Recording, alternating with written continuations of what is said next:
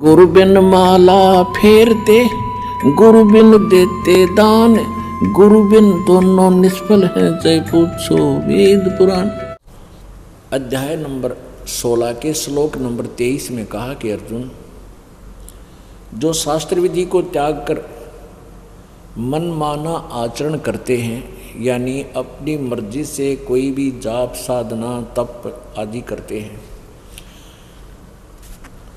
शास्त्र विधि को त्याग कर जो मनमाना आचरण यानी पूजाएं करते हैं, उनको न तो कोई सुख होता है, न उनकी गति होती है, न कोई उनको कार्य सिद्ध होता है, अर्थात यूजलेस, व्यर्थ। फिर अध्याय नंबर 16 के श्लोक नंबर 24 में कहा कि अर्जुन, इससे तेरे लिए कर्तव्य और अकर्तव्य की व्यवस्था में, यानी कौन सी साधना करनी चाहिए कौन सी ना करनी चाहिए, उसके लिए तू ग्रंथों को ही प्रमाण मानना, किसी की दंत कथा पर विश्वास मत करना। श्रीमद् भगवत गीता अध्याय नंबर 4 के श्लोक नंबर 32 में जो कहा है कि जो अभी 25 से लेकर 31 तक तूने जो ज्ञान सुना, वो तो उनकी अपनी मन मर्जी की साधनाएं हैं। कोई कैसी साधना करता है, कोई कैसी साधना करता है, लेकिन वो सच्चिदानंद घन परमात्मा के मुखारविंद से उच्चरित कबीर वाणी में जो ज्ञान है, वो उसके अंदर बहुत विस्तार से ज्ञान लिखा हुआ है। उस ज्ञान को तू तत्वदर्शी संतों के पास जाकर समझ। तो वो अब आपको सुनाते हैं जो परमात्मा ने स्वयं आकर के कबीर वाणी में तो स्वयं बोला है, और जैसे गरीबदास साहिब जी, दादू साहिब जी, गीसादास साहिब जी, मुल्कदास साहिब जी, धर्मदास साहिब जी, नानक साहिब जी, इनको उन्होंने आकर ज्ञान दिया है, अपना यथार्थ परिचय कराया है। फिर उन्होंने भी वही यथार्थ ज्ञान अपनी अमृतवाणी में बोला, लिखवाया, कहा है। अब क्या बताते हैं, संत गरीबदास साहिब जी को परमात्मा मिले, उसके बाद उनके अंतःकरण में परमेश्वर ने अपना ज्ञान भरा। तो क्या बताते हैं, क्या बोलते हैं, सट दर्शन सट भेख कहावें, बहुविध दूंदू धार मचावें, तीर्थ व्रत करें तर बीता, वेद पुराण पढ़त हैं गीता। यो भी बैदा है बैदे से भेद अलैदा, ये भी बैदा, बैदा माने व्यर्थ, ये भी व्यर्थ है।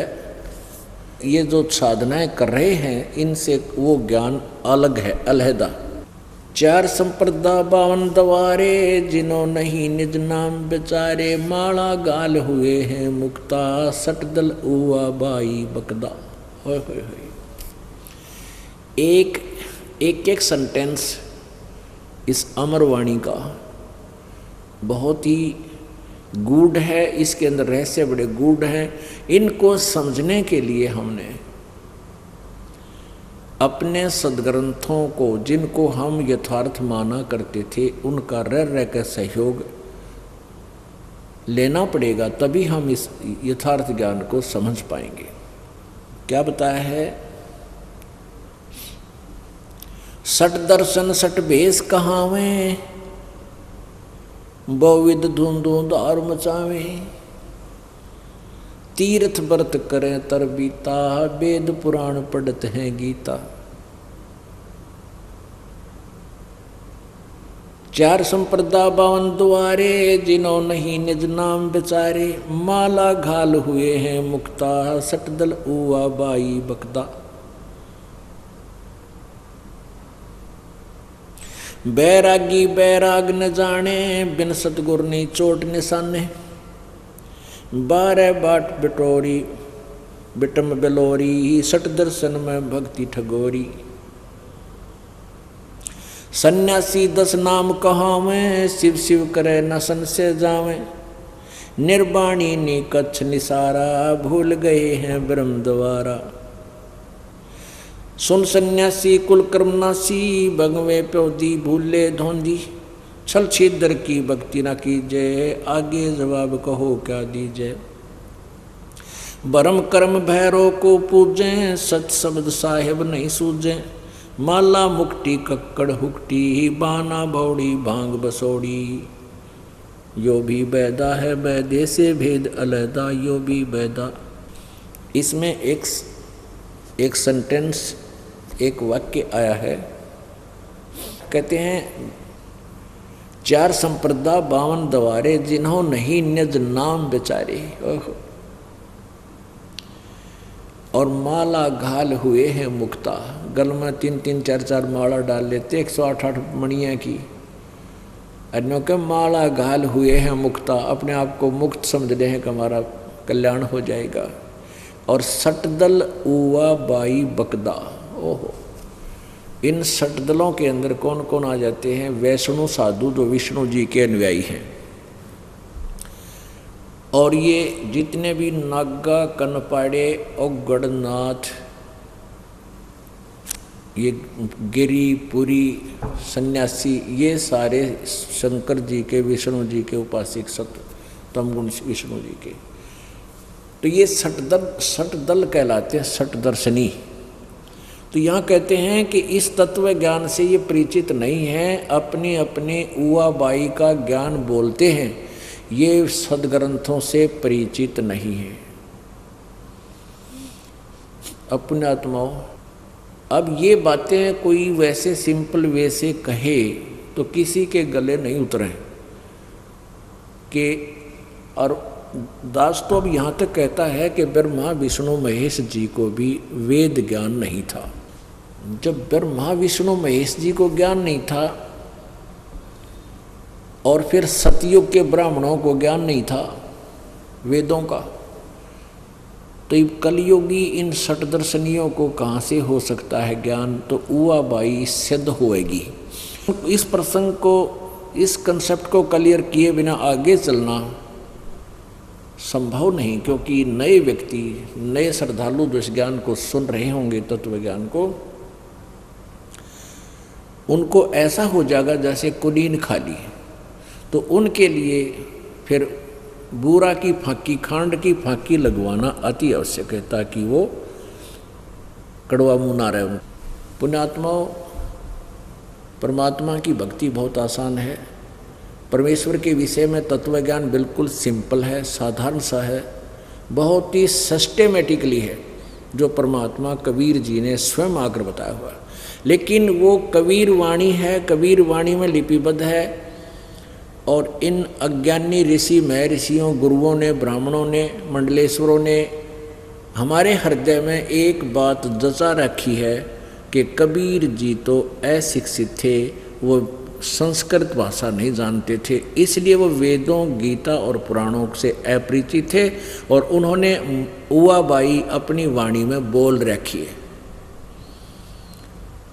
तो अब ये था इसके उलट कि उवाबाई तो इन्होंने खुद बोल रखी थी, परमात्मा की वाणी वेदों और गीता और सबसे मिलती है। अब ये सिद्ध करना अति आवश्यक हो गया कि इस परमात्मा की वाणी, कबीर वाणी जो है, वेदों, गीता और पुराणों से मेल खाती है, क्योंकि उसमें भी ऐसा ही लिखा है कि इन सट दर्शनियों को ब्रह्मा विष्णु महेश तक, और ब्रह्मा विष्णु महेश के उपासक और ऋषि, सतयुग के ब्राह्मण, ऋषि, महर्षि, इनको किसी को भी वेद ज्ञान नहीं था। उवाबाई वह क्या करते? अपने आत्माओं, इतना जबरदस्त सेंटेंस है ये।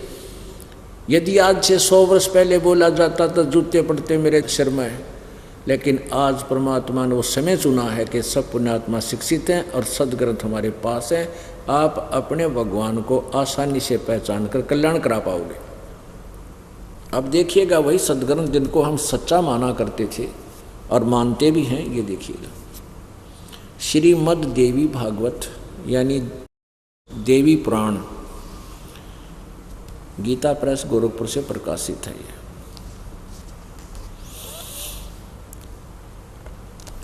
ये देखिएगा, संक्षिप्त श्रीमद् देवी भागवत, सचित्र मोटा टाइप, केवल हिंदी। संपादक हनुमान प्रसाद पोदार, चिमनलाल गोस्वामी, और मुद्रक है गीता प्रेस।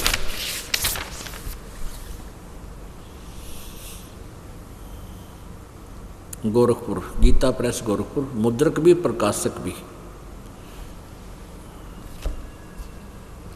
अब फिर हमने इसका एक लंबा चैप्टर लेना पड़ेगा, तभी ये समझ में आएगी। देखिएगा। इसके प्रश्न नंबर 28 पे, प्रश्न नंबर 28 पे, और ये देखिएगा संक्षिप्त देवी भागवत पहला स्कंद। इसमें नारद जी से व्यास जी ने प्रश्न किया, जो राइटर है इसका पुराणों का, अपने आत्मा यही दास सिद्ध करना चाहता है कि इनको भी ना पता था इस पुराणों के बारे में, यथार्थ ज्ञान नहीं था। अब ये क्या पूछता है, राइटर है ये, बल्कि ये पूछ रहा है नारद जी तय। नारद जी कह रहे हैं कि जो प्रश्न आपने मेरे से किया था यही मेरे पिताजी ब्रह्मा जी ने भगवान श्री विष्णु जी तय कराया था, वो बताते हैं तेरे को। अब देखो, नारद जी ने कहा, महाभाग व्यास जी, तुम इस विषय में जो पूछ रहे हो ठीक यही प्रश्न मेरे पिताजी ने भगवान श्री हरि से किया था। देवादिदेव भगवान जगत के स्वामी हैं, लक्ष्मी जी उनकी सेवा में उपस्थित रहती हैं, दिव्य कौस्तुमणि उनकी शोभा बढ़ाती है, वे शंख चक्र गदा लिए रहते हैं, पीताम्बर धारण करते हैं, 4 भुजाएं। इससे सिद्ध होगा ना ये विष्णु जी के विषय में है। श्रीवत्स का चिन्ह, वक्षस्थल पर श्रीवत्स का चिन्ह चमकता है। वे चराचर जगत के आश्रयदाता हैं, जगत गुरु एवं देवताओं के भी देवता हैं। अब नारद जी कह रहा है विष्णु जी को कि ये जगत गुरु है विष्णु। आगे देखिए जगत गुरु के बोल, ऐसे जगत प्रभु भगवान श्री हरि महान तप कर रहे थे, महान तप, घोर तप, उनकी समाधि लगी थी। यह देखकर मेरे पिता ब्रह्मा जी को बड़ा आश्चर्य हुआ। उन्होंने उनसे जानने की इच्छा प्रकट की विष्णु जी से। ब्रह्मा जी ने पूछा, प्रभु आप देवताओं के अध्यक्ष, जगत के स्वामी, भूत भविष्य एवं वर्तमान सभी जीवों के एकमात्र शासक हैं। ब्रह्मा जी विष्णु जी ने कह रहा है तू सब कुछ है, आप सब कुछ हो, सबके मालिक हो, भगवानों के भगवान हो। भगवान फिर आप क्यों तपस्या कर रहे हैं और किस देवता की आराधना में ध्यान मग्न है? मुझे असीम आश्चर्य तो यह हो रहा है कि आप देवेश्वर यानी सबसे महान प्रभु परमेश्वर, देवेश्वर माने परमेश्वर, और एवं सारे संसार के शासक होते हुए भी समाधि लगाए बैठे हैं। ब्रह्मा जी के विनीत वचन सुनकर भगवान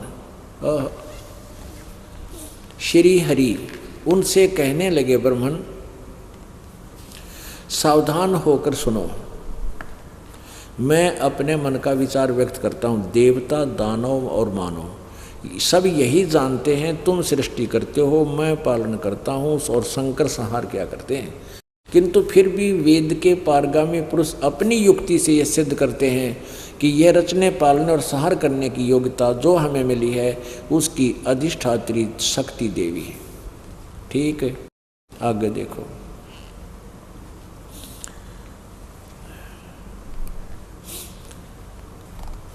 सुवर्त प्रत्यक्ष और परोक्ष दोनों उदाहरण मैं तुम्हारे सामने रखता हूँ, सुनो। यह निश्चित है कि उस शक्ति के अधीन होकर ही मैं इस शेष नाग की सैया पर सोता और सृष्टि करने का अवसर आते ही जाग जाता हूँ। मैं सदा तप करने में लगा रहता हूँ, ओह, और उस शक्ति के शासन से मैं कभी मुक्त नहीं रह सकता। कभी अवसर मिला तो लक्ष्मी के साथ सुखपूर्वक समय बिताने का सौभाग्य प्राप्त होता है। मैं कभी तो दानवों के साथ युद्ध करता रहता हूँ। अखिल जगत को भय पहुँचाने वाले दैत्यों के विकराल शरीरों को शांत करना मेरा परम कर्तव्य हो जाता है। और आगे देखियो कमाल कर दिया।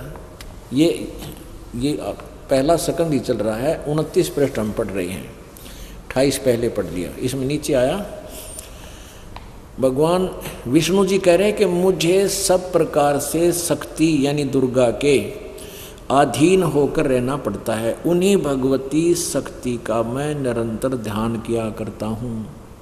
ब्रह्मा जी, मेरी जानकारी में इस भगवती शक्ति से बढ़कर दूसरे कोई देवता नहीं। अब यहाँ क्लियर हो गया श्री विष्णु जी को कितना अध्यात्म ज्ञान है कि मेरे ज्ञान में इस दुर्गा तो ऊपर कोई भगवान नहीं, और मैं इसकी पूजा करता हूँ, और मैं इस और घोर तप करता हूँ। फिर तप करके क्या होता है, तप करके बैटरी चार्ज कर लेता है, और फिर उनको राक्षसों को मारकर डिस्चार्ज कर लेता है। ऐसे सब की दुर्गति इस काल ने कर रखी है। अब दुर्गा क्या कहती है? विष्णु जी तो कहते हैं मैं दुर्गा की पूजा करता हूँ, दुर्गा कहती है कि नहीं, एक ब्रह्म ही पूज्य है और उसी की पूजा करो और सब बातें त्याग दो, अपने आत्मा न्यों पता लगेगा। और ब्रह्म कहता है कि परम अक्षर ब्रह्म की पूजा करो, जैसे भी आपको सत्संग के प्रारंभ में बताया था। ब्रह्म कहता है कि मेरा तो एक ओम अक्षर मंत्र है और तुम उस परम अक्षर ब्रह्म की यानी पूर्ण परमात्मा की उस सच्चिदानंद घन की भक्ति करो और वो ज्ञान तत्वदर्शी संतों से प्राप्त करो। ज्ञान देखिएगा प्रश्न नंबर 562 पे।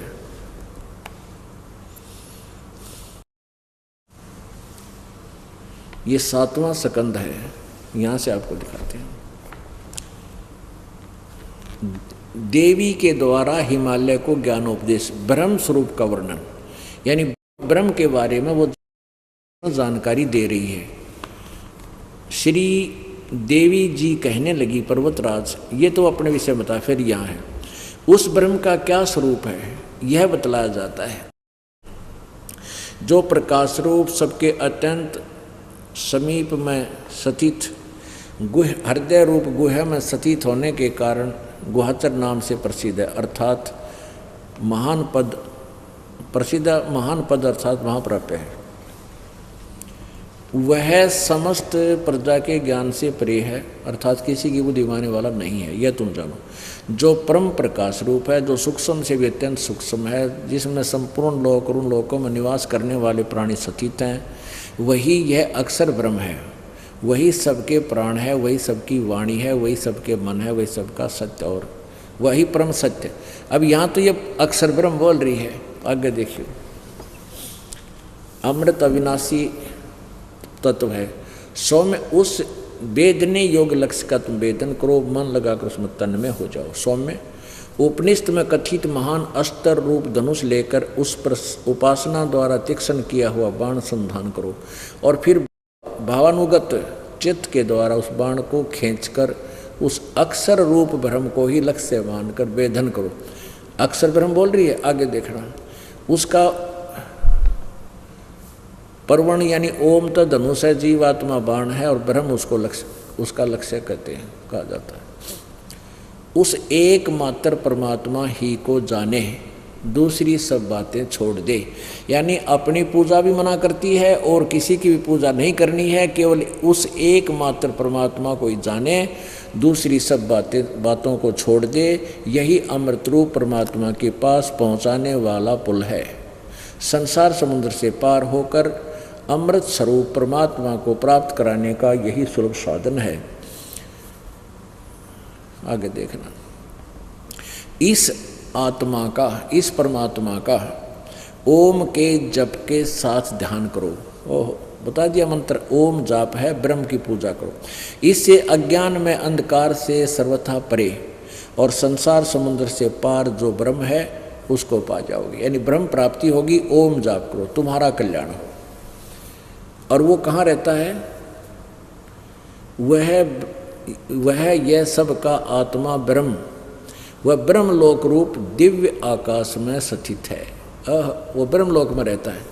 और ब्रह्म कहता है कि मेरी साधना करेगा तो जन्म मृत्यु तेरी वीर बेरी भी। गीता जी अध्याय नंबर 4 के श्लोक नंबर 5 में, गीता और 9 में, गीता जी अध्याय नंबर 2 के श्लोक नंबर 12 में।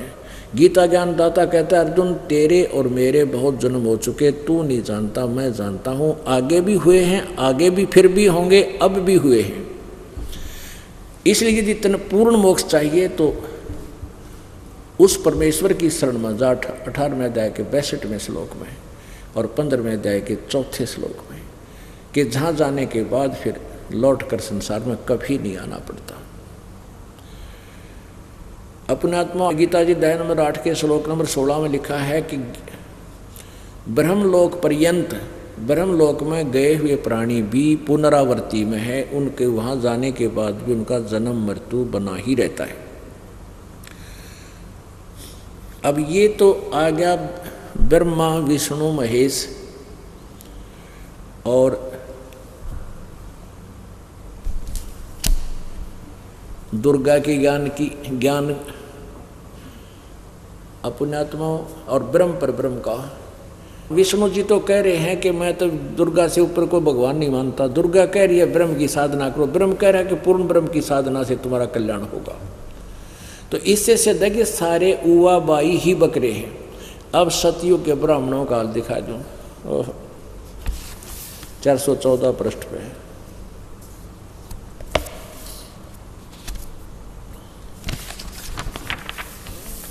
छठा स्कंध, वही देवी भागवत,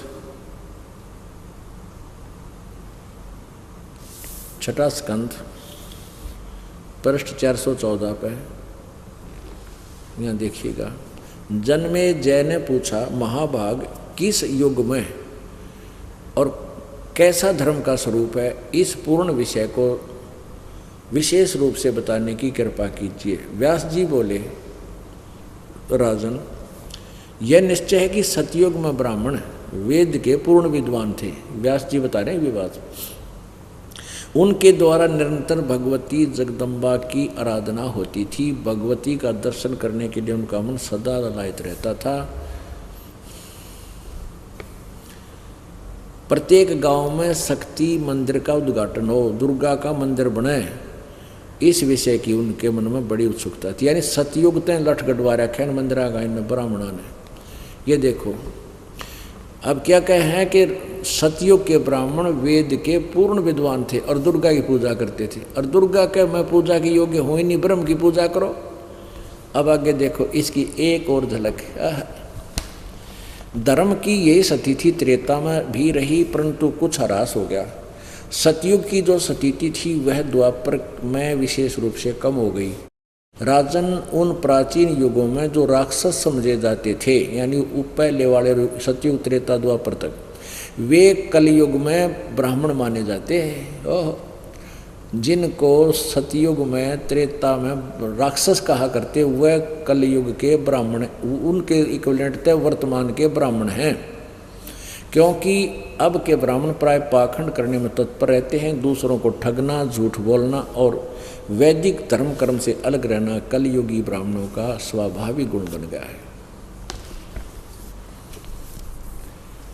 पुण्यात्माओं, इतनी कड़वी दवाई और बगैर खांड के खिला दी जाए बूरा के तो सब उल्टी कर दे। अब ये बातें कहना परमात्मा ने क्या कहा है?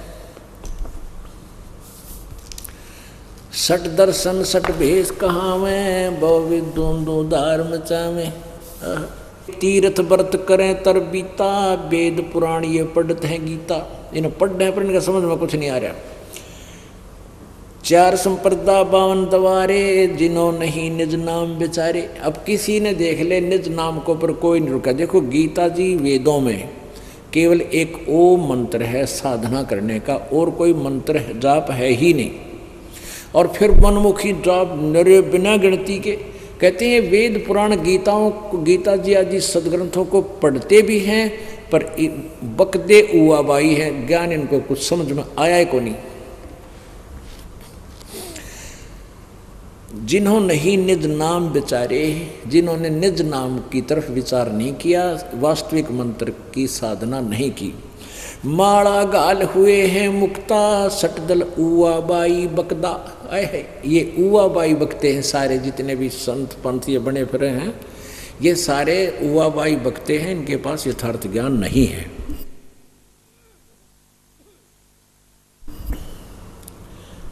अपने आत्मा, अब आपका समझ में आओगा परमात्मा की अमृतवाणी।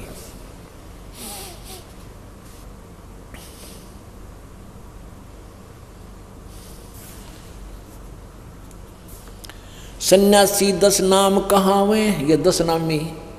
शिव शिव करे न संशय जावे, निर्वाणी निकछ निसारा, भूल गए हैं ब्रह्म द्वारा।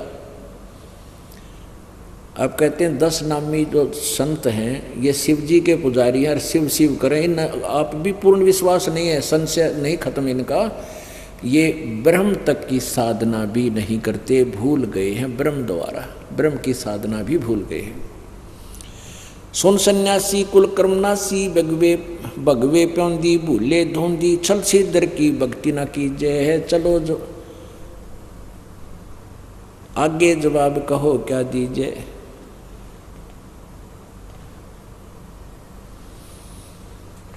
नगन निराशा तन कुत्रासा पशु प्राणी समान समानी। कहते हैं नगन निराशा, ये नंगे फिरते हैं, कति वस्त्र ना पहनते, ए से जेड तक कति हैं, कहते हैं शरीर को त्रास दे रहे हैं और निराश रहेंगे क्योंकि इनकी साधना ठीक नहीं है। पशु प्राणी समान समानी। परमात्मा क्या बताते हैं कि परमात्मा ने तुम्हें कितनी सद्बुद्धि दी है। वस्त्र पहनने के बना, चाहे अपने बोरी के पहन ले, किसी प्रकार के अपने गुप्तांगों को ढक कर रहे तो अच्छा लगे, सभ्य सा लगता है। अन्य तो पशु पक्षी फिरते हैं ना निवस्त्र बिना अकल के। तो जो आज मनुष्य जीवन पाकर भी और ऐसे ड्रामा कर रहे हैं वो आज भी पशु ही हैं, मनुष्य नहीं है। फिर भक्ति तो बहुत दूर की बात है, वो अभी तो मानव भी नहीं है। आगे देखना,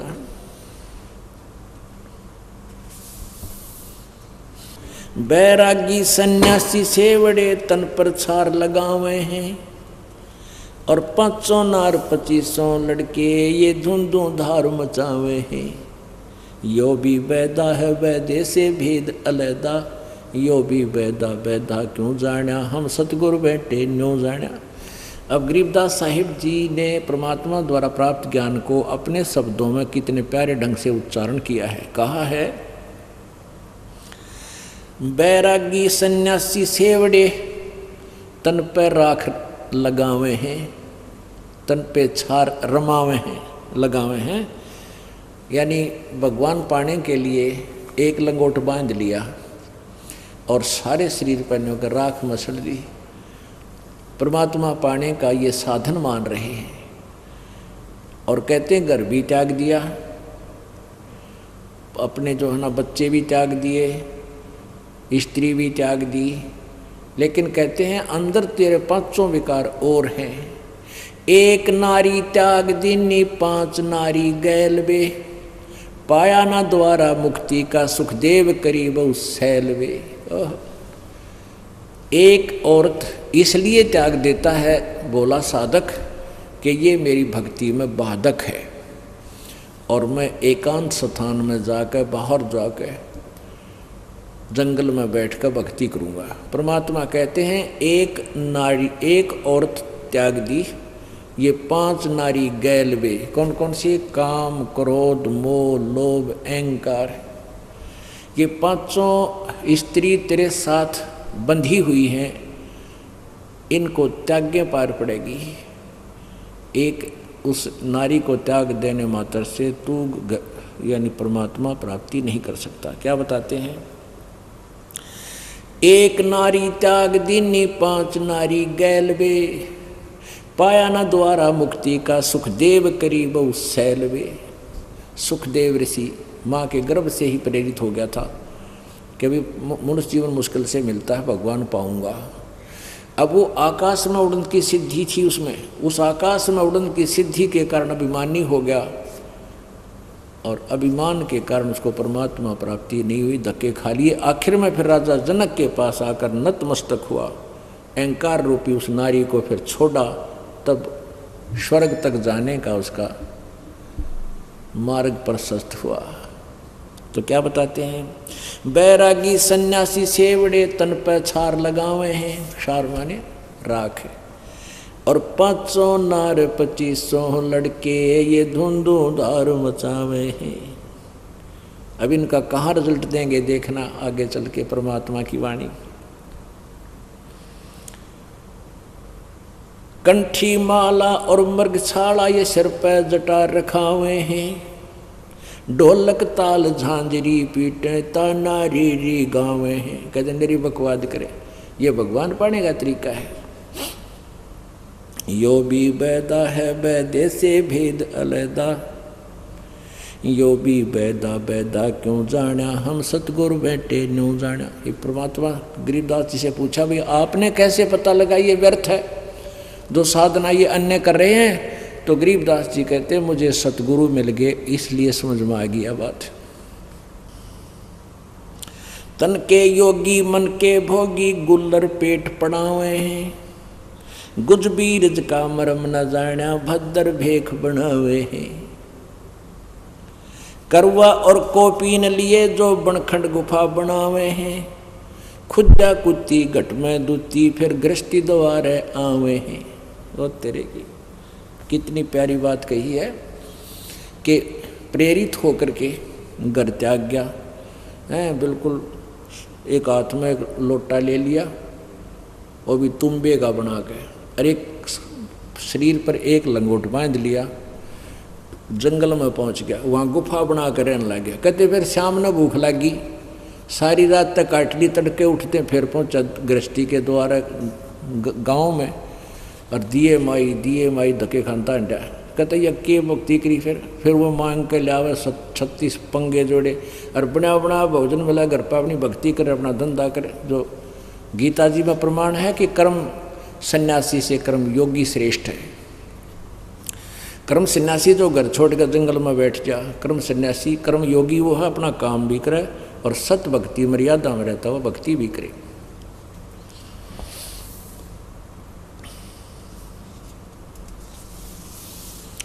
खाखी और निर्वाणी नागा सिद्ध जमात चलावे हैं। रणसिंगे तुरही तुतकारा ये गागड़ भांग गुटावे हैं। फिर वह भांग पीवे क्यों, घर तक छोड़ जाए, वो भक्ति इनके पास है नहीं, फिर घर के याद आवे, बालक याद आवे, फिर ये भांग पी के पड़े रहे।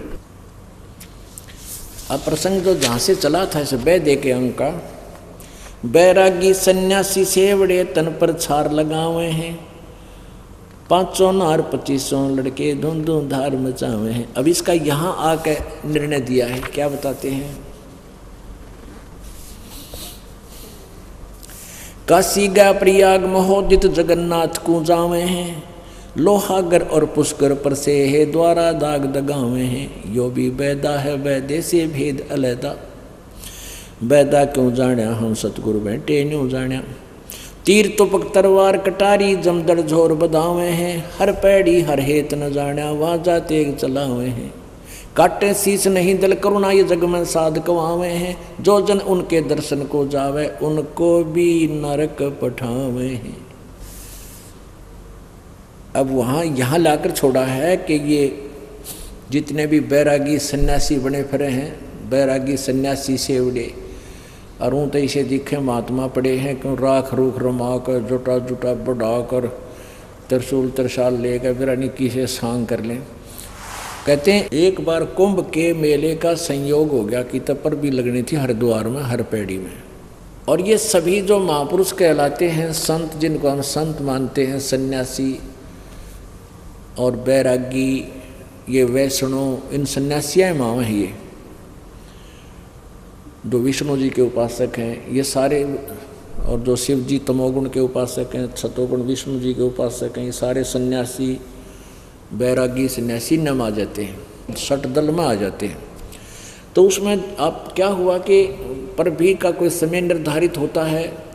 निर्धारित समय पर ये सभी जितने भी संत नागा हैं, वैष्णव हैं, कनपाड़े हैं, गिरी हैं, पुरी हैं, ये सब अब गिरी वाले टोल में इकट्ठे होंगे और पुरी वाले समूह में, कनपाड़ा में, नाग्या में, वैष्णो में जाकर वहाँ एक जगह इनके पूरा अलग अलग समुदाय बन जाते हैं, समूह बन जाते हैं। तो ये पूरे समूह का समूह स्नान करने के लिए चलता है। सबसे पहले नागा पहुँच गए उस हर की पैड़ी में पर भीमा स्नान करने के लिए गंगा के किनारे। पीछे से आगे वैष्णो साधु, सतोगुण वैष्णो के उपासक, और नागा होते हैं तमोगुण उपासक शिव जी के। तो विष्णु के उपासकों ने नागाओं से कहा कि नागाओं तुम पहले स्नान नहीं करोगे, पहले स्नान हम करेंगे, हम सर्वश्रेष्ठ हैं, तुम बाहर आ जाओ। नागाओं ने कहा नहीं, हम श्रेष्ठ हैं, हम नि इच्छा हैं, निगंध हैं, हम किसी की इच्छा नहीं रखते हैं और हम वस्त्र तक भी धारण नहीं करते हैं और हम सर्वश्रेष्ठ हैं, हम त्यागी और बैरागी हैं। अब वैष्णव साधु कहने लगे कि तुम काहे के श्रेष्ठ हो, तुम कभी स्नान करते नहीं, आज तुम नहाने वाले बन गए हैं, टट्टी के हाथ भी ना धोते, शरड फिरडो, तुम बाहर मर लो, हम पहले नहाएंगे, बाद में मरियो तुम, बाद में नहाना। अब वो स्नान तौर पर बीता भूल गए, भगवान भी दूर गया, लट्ठम लट्ठा त्रिशूल निकाल लिए, तलवार तीर यानी कत्लेआम कर दिया। वो 25,000 ये सन्यासी बैरागीर ये तमोगुण सतोगुण के तीनों गुणों के उपासक कटका मर गए, कत्लेआम कर दिया। 25,000 ये नकली सांग आपका कटका मर गया। उसके बारे में बताते हैं सच्चिदानंद घन ब्रह्म की वाणी क्या बता रही है, वो सूक्ष्म वेद क्या बताता है। तीर तुपक तलवार कटारी ये जमदड़ जोर बधावे हैं, हर पैड़ी हर हेत न जाना वाजा तेग चलावे हैं। काटे शीस नहीं दिल करुणा ये जग में साध कवावे हैं, जो नर जाके दर्शन जाही तिसको भी नरक पठावे हैं। ओहो, अब जो स्टार्ट किया था वैदिकांग वही उसी के विषय बता रहे हैं कि सन्यासी बैरागी सन्यासी सेवड़े तन पर सार लगावे हैं, और 500 नार 2500 लड़के, ये 500 काम क्रोध मोह लोभ अहंकार फिर इनसे संबंधित प्रकृतियां कहते हैं, इनकी सब के रेल बनाए रखें। तो उसी के विषय बताते हैं कि काटे शीस नहीं दिल करुणा, अरे ये साधक वहाँ ये संत कहलाते हैं, और जो इनके अनुयायी बन जाते हैं कहते उनको भी नरक ले जाते हैं, इनकी साधना ठीक नहीं। सच्चिदानंद घन ब्रह्म की वाणी में आप ये अमृत ज्ञान सुन रहे हो, तो उस परमेश्वर ने स्वयं आकर के ये ज्ञान बताया है कि पूर्ण परमात्मा की प्राप्ति, पूर्ण परमात्मा कौन है, वो कहाँ रहता है, उसके और उसकी साधना से हमें क्या लाभ है, अन्य जो पूजाएं तुम करते हो उससे क्या लाभ है। जैसे आप शिव जी की पूजा करते हो तमोगुण की, तो आप शिवलोक में चले जाओगे, उसका मंत्र भी कोई और है, जो आप जाप करते हो वो मंत्र नहीं है। ओम नमः शिवाय ये कोई मंत्र नहीं है। अपने आत्माओं यहाँ समस्या ये आई हुई है कि एक शब्द भी दास जो बोलता है कि ऐसा नहीं है, ये भी वैदा है, तो उसके साथ प्रमाण ना देने से आप जी स्वीकार नहीं कर सकते। इसके लिए हमने उन्हीं से प्रमाण लेना होगा जिन सदग्रंथों को हम श्रेष्ठ मानते हैं। हम ब्रह्मा विष्णु महेश जी को सर्वोपरि भगवान माना करते हैं, विष्णु जी को तो सबसे बड़ा। अब शिव पुराण से पता चलेगा कि ब्रह्मा विष्णु महेश ये काल के पुत्र हैं, और ये केवल एक ब्रह्मांड में एक विभागीय मंत्री साहब हैं। अब जो प्रसंग हम क्लियर करना चाह रहे हैं वो है कि ओम नमः शिवाय ये किसी शास्त्र में मंत्र नहीं है। ये देखिए शिव पुराण,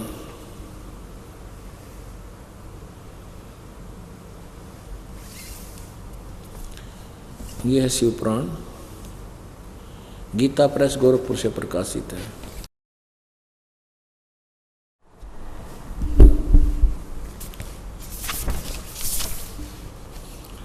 ये देखिएगा शिव पुराण सचित्र मोटा टाइप, केवल हिंदी। संपादक हनुमान प्रसाद पोदार, और मुद्रक कौन है? प्रकाशक व मुद्रक हैं गीता प्रेस गोरखपुर, गोविंद भवन कार्यालय कोलकाता का संस्थान। ये है 24 पृष्ठ संक्षिप्त शिव पुराण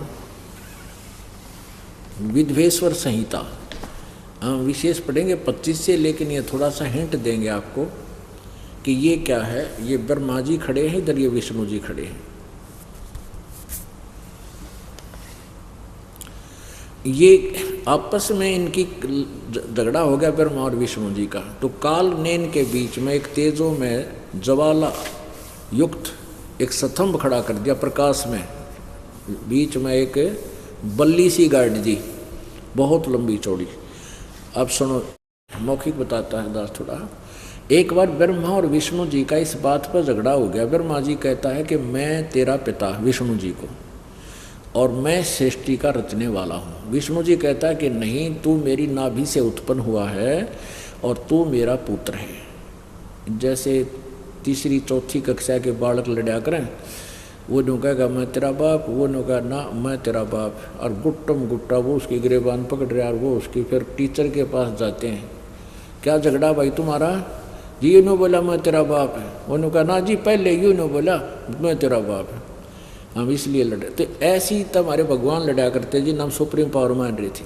तो इनकी आपस में ऐसा झगड़ा हुआ।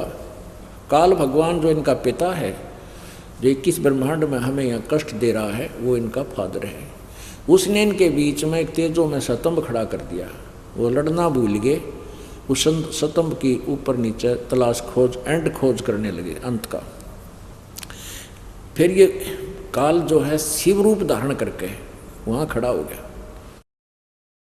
अब फिर क्या बताता है ये देखिएगा। ब्रह्मा और विष्णु ने पूछा प्रभो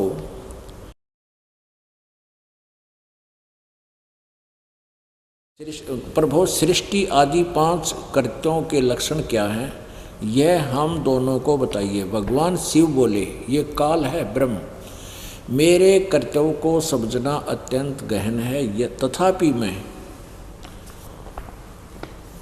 कृपापूर्वक तुम्हें उनके विषय में बताता हूँ। ब्रह्मा और अच्युत यानी विष्णु सृष्टि पालन, संहार, तिरोभाव और अनुग्रह, ये 5 ही मेरे जगत संबंधी कार्य हैं जो नित्य सिद्ध हैं। संसार की रचना जो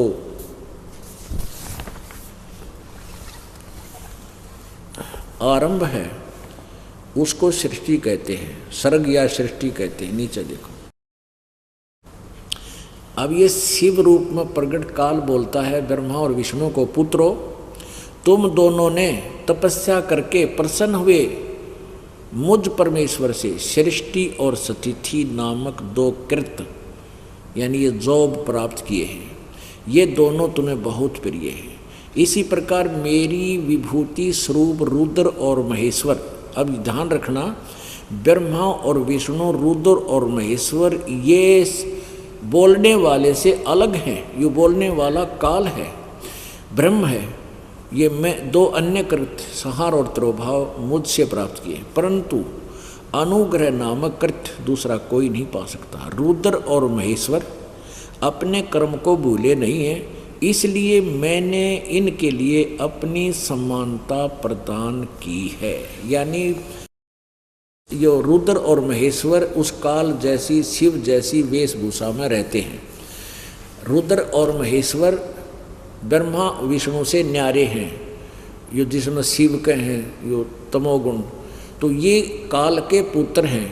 रुद्र भी, महेश्वर भी और ब्रह्मा भी और विष्णु भी। तो कहता है रुद्र और महेश्वर को मैंने अपने जैसी ही वेशभूषा, वाहन, त्रिशूल आदि मैंने वही प्रदान कर रखे। अब देखना, वे रूप, वेश, कृत्य, वाहन, आसन और आयुध आदि में मेरे समान ही हैं।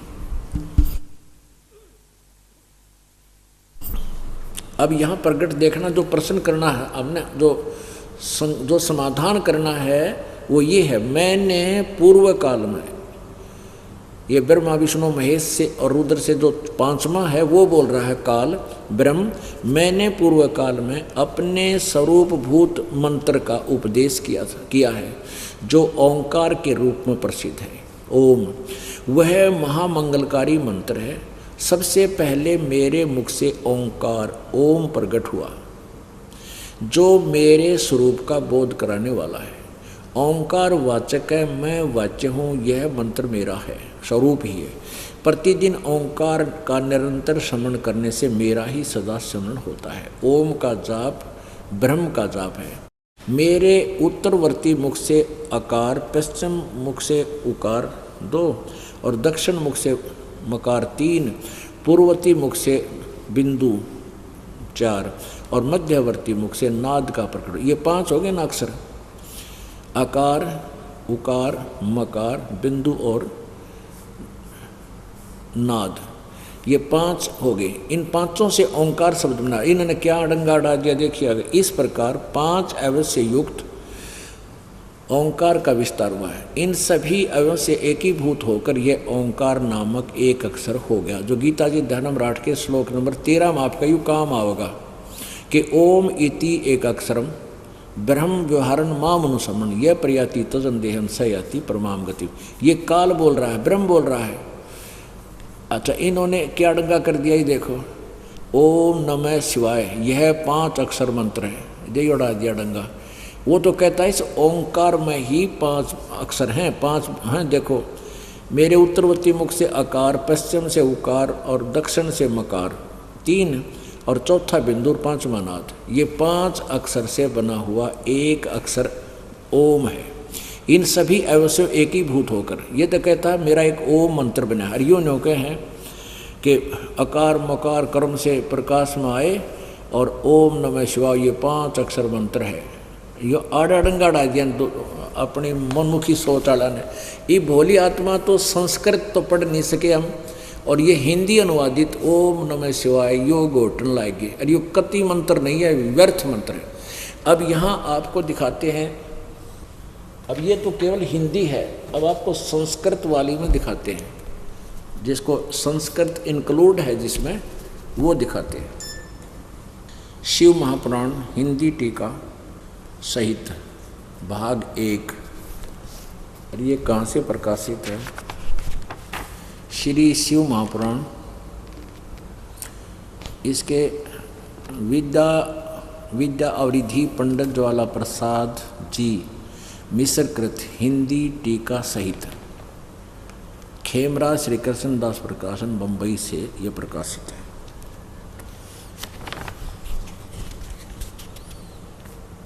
इसके ये देखना, ये वही है विद्वेश्वर संहिता, विद्वेश्वर संहिता भाग 1 अध्याय नंबर 10 के। यहाँ देखिएगा,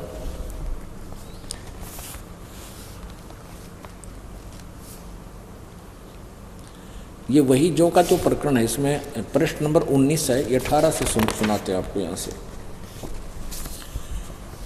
ये श्लोक प्रश्न नंबर 18 विद्वेश्वर संहिता है, शिव पुराण विद्वेश्वर संहिता अध्याय 10 का, और प्रश्न नंबर ये आप 18 पढ़ोगे। यहाँ देखना, हे पुत्रो यह कृत आपने तप से प्राप्त किया है, जिसको सृष्टि उत्पत्ति और पालन कहता है, सो मैंने प्रसन्न होकर तुम्हें दिया। अब आगे देखो, हमने तो अपना वास्तविक उद्देश्य उसको पूरा करेंगे। ये 19 पृष्ठ पे है, विद्वेश्वर संहिता अध्याय 10। ये है संस्कृत, ये यहाँ से संस्कृत है और ये सारी संस्कृत चली आती है। ये है 19वां, ये 19वां वो मंत्र है। ये नादो मध्य मुखे पंच असो विजरत भित एक ही भूत है पुनस्त द्वयो ओम इति एक अक्षरो भवत। ये है ओम इति एक अक्षरो भवत, इसका संधिच्छेद ऐसे होता है। इसका ये हिंदी में और कितना भी नहीं लिख रखा, ओम नमः शिवाय संस्कृत में कितना देख लो आप, कितना ओम नमः शिवाय नहीं है, कितना भी।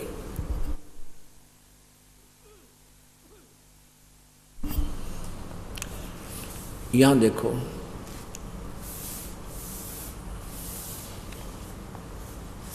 ये यहाँ ये क्लियर करता हुआ रहा है, यह मेरा मंत्र सोई निज मंत्र है, सोई निज मंत्र है। उपदेश करते समय ओंकार मेरे मुख से उत्पन्न होने से मेरे ही रूप का बोधक है और महामंगल करने वाला है। यह वाचक है और मैं वाच्य हूँ। यह मंत्र मेरा आत्मा है, इसके समण से मेरा समण होता है। अब सारा विवरण दे रहा है यहाँ पर। उत्तर की मुख से अकार, पश्चिम के मुख से उकार, दक्षिण के मुख से मकार, पूर्व के मुख से बिंदु और मध्य के मुख से नाद उत्पन्न हुआ। इस प्रकार 5 प्रकार से निर्गत हुआ यह सब एक होकर ओम ऐसा एक अक्षर हो जाता है। अपना तो कहीं भी नहीं लिखा। यह सब नाम रूपात्मक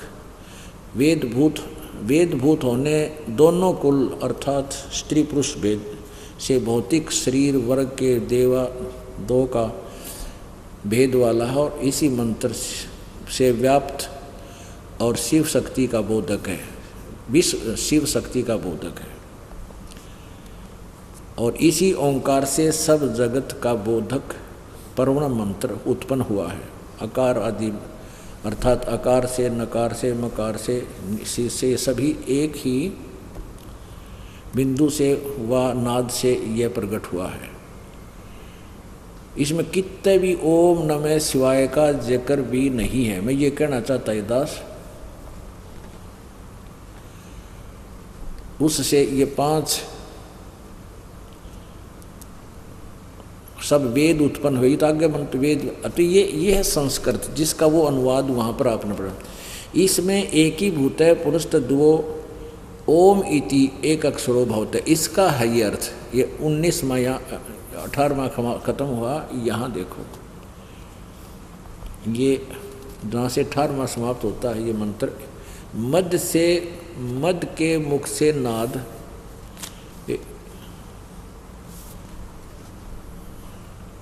उत्पन्न हुआ। इस प्रकार 5 प्रकार से निर्गत हुआ यह एक ओंकार मेरा एक अक्षर हो जाता। पुण्यात्माओं, भक्ति करना कोई बड़ी बात नहीं है, मोक्ष प्राप्त करना सबसे आसान है, क्योंकि ये मार्ग इतना सिंपल है, इतना साधारण है।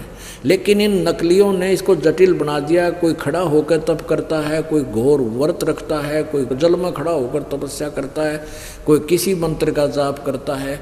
तो हम उन मंत्रा ने पढ़ते जपते मेंटल हो लिए, अब नास्तिक होने जा रहे हैं।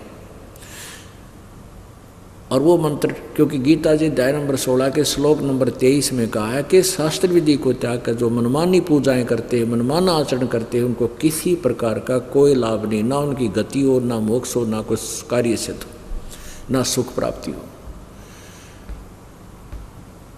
तो पुण्यात्माओं, ये नकलिया ने इन अनुवाद करते समय अपनी सोच घसोड़ दी। ओम नमः शिवाय बोला, ये 5 मंत्र का हो गया। इस तरह वो क्लियर कर रखा ऊपर, अकार मकार उकार बिंदु और ये मिलकर के 5 अक्षर का एक परवण मंत्र बनता है। इसके अतिरिक्त कोई मंत्र ही नहीं है। तो क्या बताते हैं परमात्मा अपनी वाणी में कहते हैं, मोती मुक्ता दर्शत नाही ये जग है सब अंदरे, दिखत के तो नैन चश्म इनके फिरा मोतिया बंदरे। अब ये जैसे किसी को मोतिया बंद हो जाता आंखों में, उसकी आंखें बड़ी स्वस्थ नजर आती हैं पर उसको दिखता कुछ नहीं, नपट अंधा होता है। ऐसे ही हमें विद्वान नजर आए थे महर्षि मंडलेश्वर, संस्कृत के पढ़ने वाले, लेकिन इनके अज्ञान रूपी मोतिया बंद हो रहा था। अब परमात्मा ने आकर दास का ऑपरेशन किया और ऑपरेशन करने वाला डॉक्टर बना दिया। अब पुण्यात्माओं, अपना कल्याण कराओ और अपने बच्चों का भी कल्याण कराओ। बोलो सतगुरुदेव सत साहिब। परम पिता परमात्मा पूर्ण ब्रह्म, सारी सृष्टि के रचनहार, कुल मालिक कबीर देव कबीर साहेब जी की असीम कृपा से आप जी इस सत्संग समारोह में पहुंच पाए।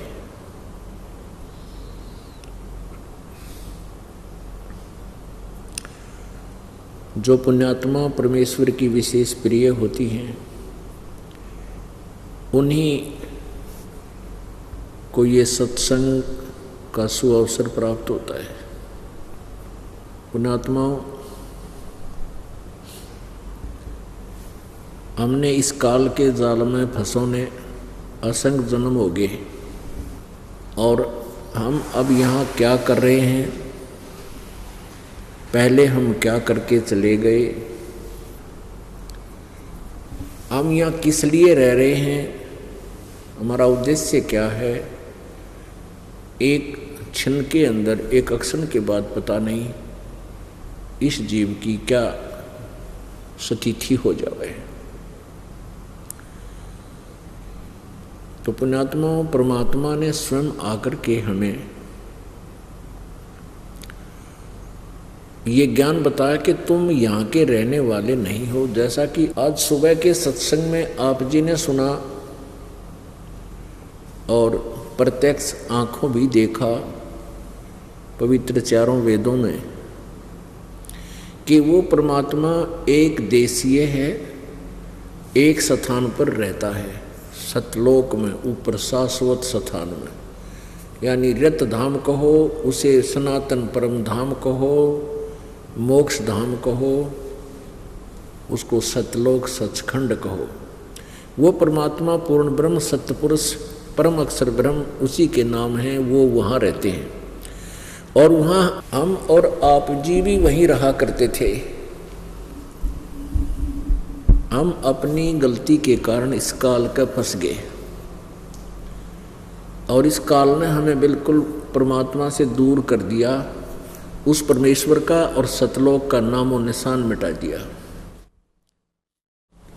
उसके लिए वो परमेश्वर स्वयं आते हैं और अपनी श्रेष्ठ आत्माओं को, अच्छी आत्माओं को जो दृढ़ होती हैं, जो काल के जाल में दोबारा नहीं फंसते, उनको मिलते हैं। फिर उनको अपने ज्ञान से और सतलोक सचखंड से परिचित कराते हैं।